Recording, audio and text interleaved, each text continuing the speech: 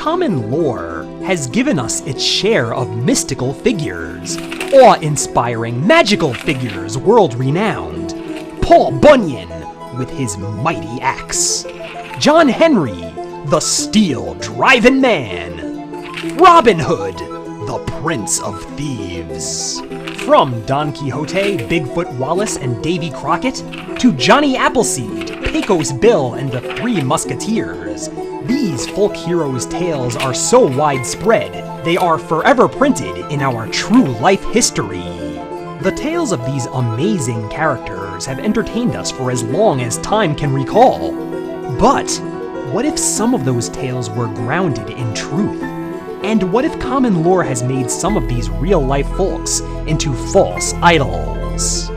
Kengyu, the herder star, may be one of those people. For those unfamiliar with his tale, Kengyu lived high above our heads in the celestial realm, a caretaker of a massive herd of oxen.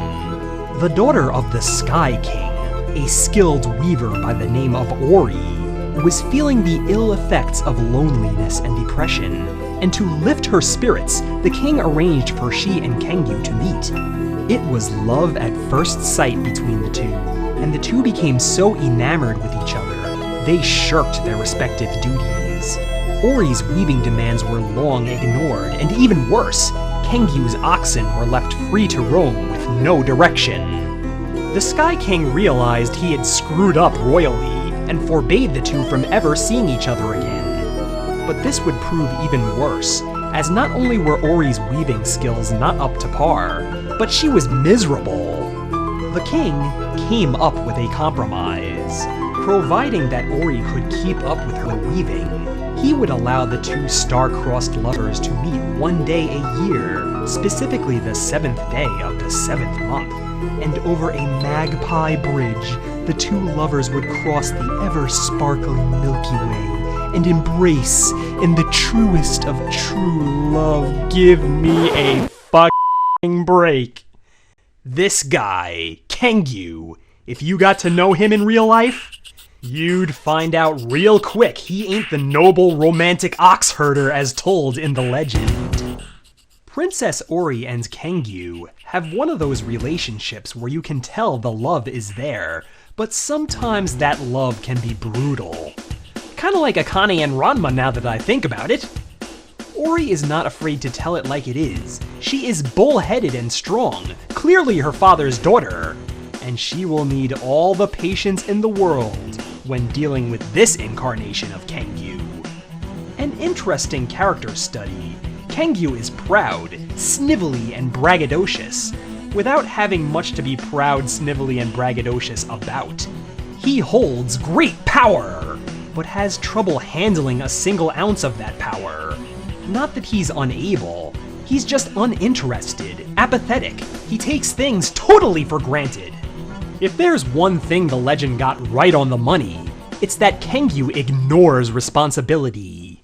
On the eve of his wedding day, he ran off into hiding on Earth with his beloved pet cow Muchan, yearning for a more carefree life.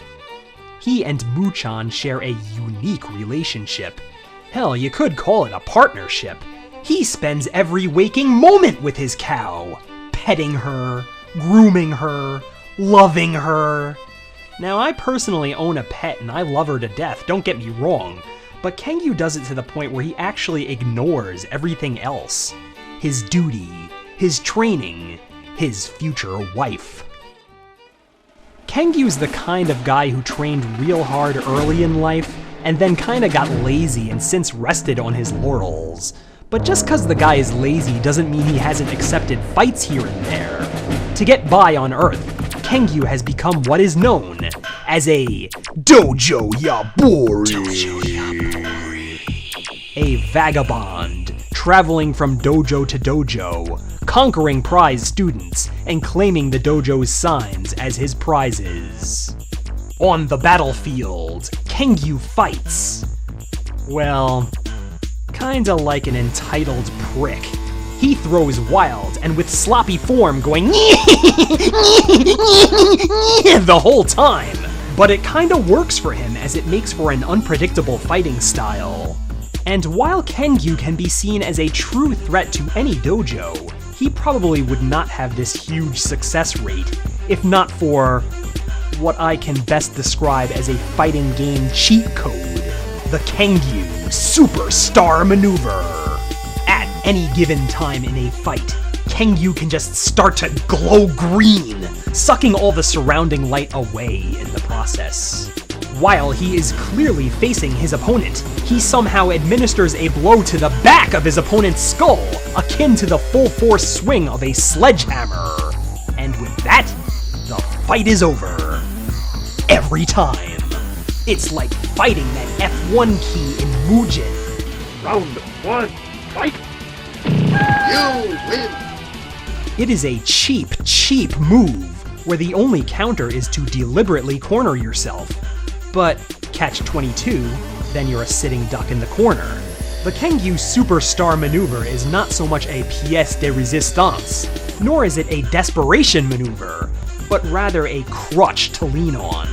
If only he would learn to train harder, he wouldn't have to cheat to win his fights. If only he could just get that loopy head of his out of the clouds. But his only hope of redemption is in Ori. And try as she might, she just can't get through the millions of layers of his pig-headedness. As big a douchebag Kengyu is, there are glimmers here and there where he is a relatable character. For Kengyu, he is a real-life man with storybook problems. One man penanced with the duty of herding infinite celestial oxen. One man only permitted to be with his bride one day every calendar year. One man under the rigid thumb of a king. It's only natural for one man to want to rebel, to run far away and craft a life for himself. And whether we like it or not, it's only natural for one man to fall in love with the new persona he has created for himself, to the point where he has an overinflated ego. Kengyu is not a man to be idolized. He is not a man to be maligned. He is just a man. A lowly shepherd for whom fame has come too soon. And it's all up to Kengyu, whether he becomes that shining star for all the world to see, or goes all-out supernova and offsets the balance of the night sky forever. And so, another tale of yonder lore successfully debunked. Now, how about the other folk heroes?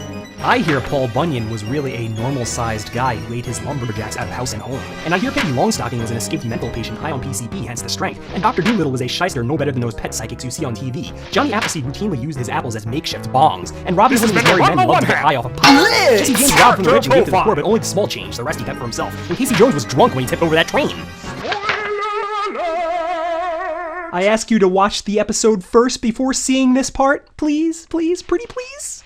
I have pontificated about the Kengyu Superstar Maneuver thrice now, never once explaining what it is. The answer is simpler than you'd think, and it's the main gag of the episode, so do not watch this unless you want it spoiled rotten. So, with that out of the way, Kengyu stands in front of his opponent. The room goes dark. He starts to glow. This is quite startling, and the opponent naturally wants to stare at this glow like moths to a light bulb. While distracted, the opponent is kicked in the back of the head by Kengyu's cow Muchan. And that's it! A clever strategy, really. A magician or ventriloquist strategy where they show you something flashy to distract you from what they're really doing. Underhanded? Maybe in the eyes of some. But if you can get away with it, why not, right? So, that's the nuts and bolts of the Superstar Maneuver.